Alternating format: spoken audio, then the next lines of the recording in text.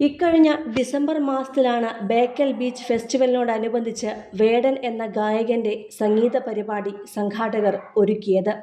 ആയിരങ്ങൾ ഒഴുകിയെത്തിയ പരിപാടിയിൽ വൻ ജനത്തിരക്കാണ് അനുഭവപ്പെട്ടതും. നിയന്ത്രിക്കാൻ പോലും സാധിക്കാതിരുന്ന ആ തിരക്കിൽപ്പെട്ട് നിരവധി പേർ കുഴഞ്ഞു വീണു.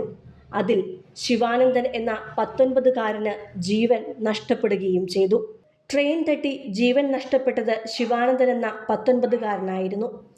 അച്ഛൻ്റെയും അമ്മയുടെയും ഏക മകനായിരുന്ന ശിവാനന്ദൻ മംഗളൂരുവിൽ എഞ്ചിനീയറിംഗ് വിദ്യാർത്ഥിയായിരുന്നു. അവിടെ നിന്നും ക്രിസ്തുമസ് അവധിക്ക് എത്തിയപ്പോഴായിരുന്നു വേടന്റെ പരിപാടി കാണുവാൻ എത്തിയത്. എന്നാൽ റെയിൽവേ ഗേറ്റും അനധികൃതമായി നടന്നു വരുന്നതിനുള്ള വഴികളെല്ലാം അധികൃതർ അടച്ചിട്ടും അത് മറികടന്നും പരിപാടിയിലേക്ക് ആളുകളെത്തി. ഇങ്ങനെ നടന്നു വരുന്നതിനിടെയാണ് ശിവാനന്ദനെ ട്രെയിൻ തട്ടിയതും അവൻ മരണത്തിലേക്ക് പോയതും. ഏക മകന്റെ മരണത്തോടെ തനിച്ചായി പോവുകയായിരുന്നു അച്ഛൻ വേണുഗോപാലൻ നായരും അമ്മ സ്മിതയും. മകന്റെ മരണത്തിന് ശേഷം വേണുഗോപാലൻ നായരും സ്മിതയും വലിയ നിരാശയിലായിരുന്നു കഴിഞ്ഞിരുന്നത്. വല്ലപ്പോഴും മാത്രമേ ഇവർ വീടിന് പുറത്തുപോലും ഇറങ്ങാറുണ്ടായിരുന്നുള്ളൂ. രണ്ടുപേരും മാനസികമായി തകർന്ന അവസ്ഥയിലൂടെ കടന്നു പോയിരുന്നതിനാൽ തന്നെ ശിവാനന്ദന്റെ മരണശേഷം സ്മിതയുടെ അമ്മ ഇവരുടെ കൂടെയാണ് താമസിച്ചിരുന്നത്. എന്നാൽ വ്യാഴാഴ്ച ഇവർ സ്വന്തം വീട്ടിലേക്ക് പോയിരുന്നു.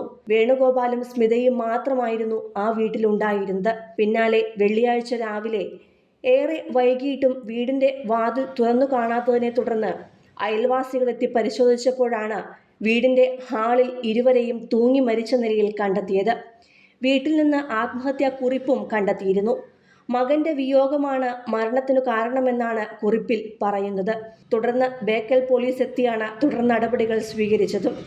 ഡിസംബർ 29-നായിരുന്നു മകൻ ശിവാനന്ദന്റെ മരണം സംഭവിച്ചത്. അന്ന് ബേക്കൽ ഫെസ്റ്റിന്റെ ഭാഗമായിട്ട് സംഘടിപ്പിച്ച വേടന്റെ പരിപാടി കാണുവാൻ ആളുകൾ മരത്തിന് മുകളിൽ വരെ കയറിയിരുന്നു.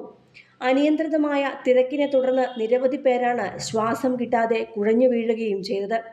പാർക്കിങ്ങിനുൾപ്പെടെ വിപുലമായ സൗകര്യം ഒരുക്കിയെങ്കിലും ജനത്തിരക്ക് നിയന്ത്രിക്കാൻ സാധിക്കുന്നതിനും അപ്പുറമായിരുന്നു.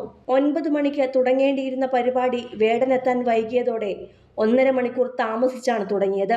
ഇതിനകം തന്നെ പരിപാടി നടക്കുന്ന ഗ്രൗണ്ടിൽ ആളുകൾ തിങ്ങി നിറഞ്ഞിരുന്നു. VIP-കൾക്കും ഫാൻസുകൾക്കും പ്രത്യേകം സ്ഥലം വേലി തിരിച്ച് ക്രമീകരിച്ചെങ്കിലും തിരക്ക് കൂടിയതോടെ ഈ വേലിക്കെട്ടുകളെല്ലാം തകർക്കുകയായിരുന്നു.